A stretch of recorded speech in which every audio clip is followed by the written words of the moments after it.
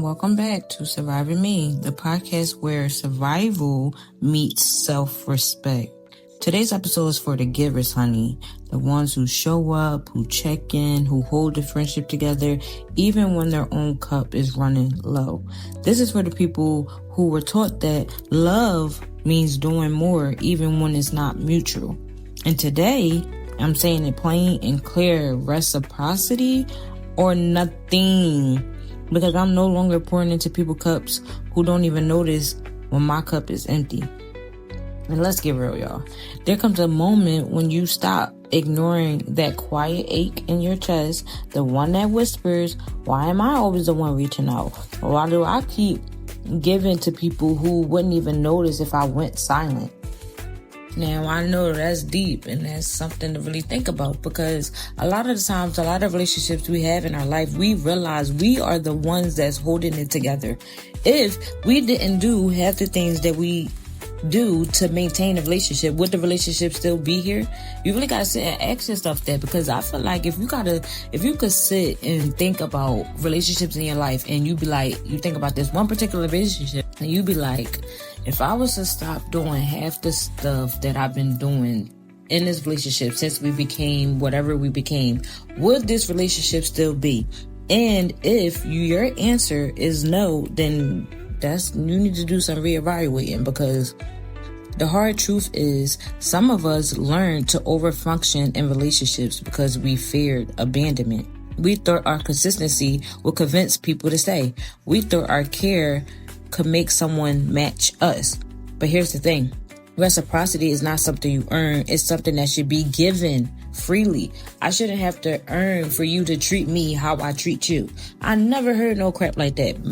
Last time I checked, the golden kindergarten rule is you treat others the way you want to be treated. So if I'm treating you with respect and I'm showing you love and I'm pouring into you and I'm checking in and I'm doing everything that you will want a person to do if they claim that they care about you, but you couldn't even do it for me, what does that mean?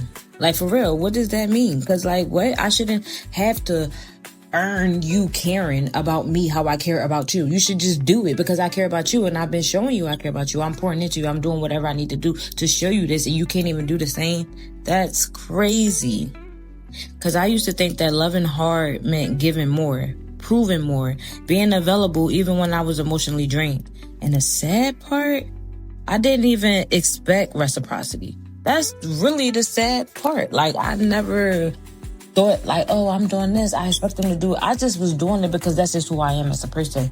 That's what I give. When I love hard. I'm not loving hard so you could love me harder. I'm loving hard because this is just who I am. It's in my soul. It's my personality.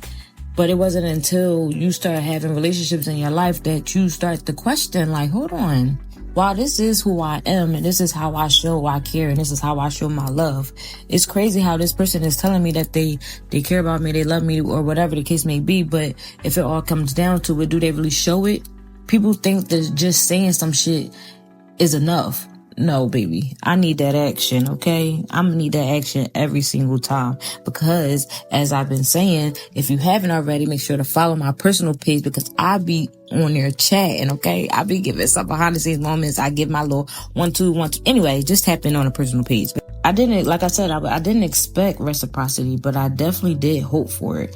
In the back of my mind, you just hope people would treat you how you want to be treated. They would love you how you want to be loved. They pour into you how you want to be poured into. But the sad reality is you may have some relationships in your life that won't do that. And that hurt. That realization does hurt. But I also realized that overgiving is a trauma response. It's how we try to control the outcome. If I give enough, they'll stay. If I show up perfectly, they'll love me back. All those type things are trauma responses. But let me tell y'all something. You can give someone the softest part of you and they'll still take it for granted if they're not capable of giving it back. It never mattered about what you do. If that person is just not capable of loving you how you want to be loved, pouring into you how you want to be poured into, there is nothing you could do, there's nothing you could say that would make that person do that. And you just have to realize that it's a hard realization, y'all. Y'all know it's hard. And I call myself the biggest crybaby, so for me, it's definitely even harder because shit, it be hurting my feelings on me. Standing on business is hard for me because I'm such a like, oh my God, let's fix this type of person. But I'm in this era in my life that honestly, like I just said, sometimes you could do everything, you could say everything, you can literally give people a GPS. I'm talking about the exact direction, and they'll still bust a left. They will still bust a left.